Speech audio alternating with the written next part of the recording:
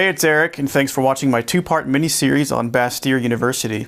If you haven't seen part one, please click here to get the full story.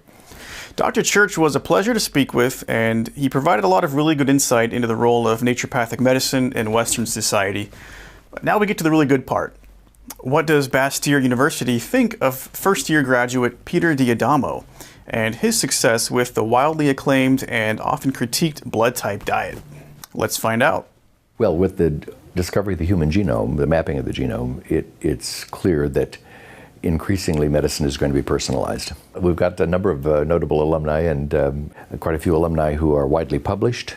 Peter D'Adamo, who is a graduate of, I think, either the first or second graduating class, is extremely well known, and he has a book that's received not only by the popular press, but by many practitioners as being very instructive for guidance.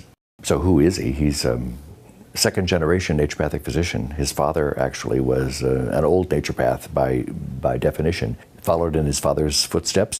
He came as a student with a lot of passion and was enlivened during his medical school years with some insights that have become the cause for which he's best known, this business about blood type and its effect on your health. He's done some of his own research and gathered a lot of other research. It gave him a claim to fame, and he's very well known for it. Wherever I go, people will ask me if I know him, and I say, well, I don't know him personally, but he's one of our alumni, and I claim him. I identified with the part about eating meat. Clearly, it's grounded not only in a kind of Darwinian principle. He's obviously very bright.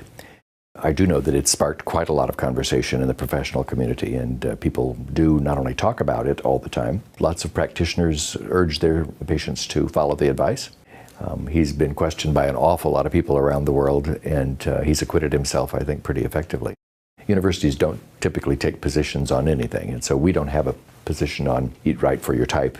We let truth find its way in the academy and in the intellectual marketplace.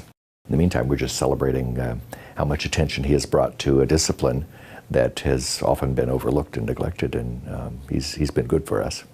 Now, I personally, as a layperson, don't have a position on the merits of his argument, but is there a place for his book? Absolutely.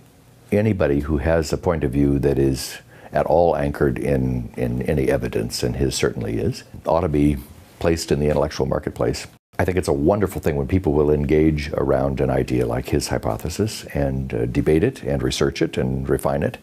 And so he's done a huge service to the profession, I think, and to medicine in general by introducing a very specific idea and inviting people to comment. A huge contribution to the fund of knowledge when anybody advances an idea and then lets other people comment. That's the nature of the academic enterprise, and it's good for all of us.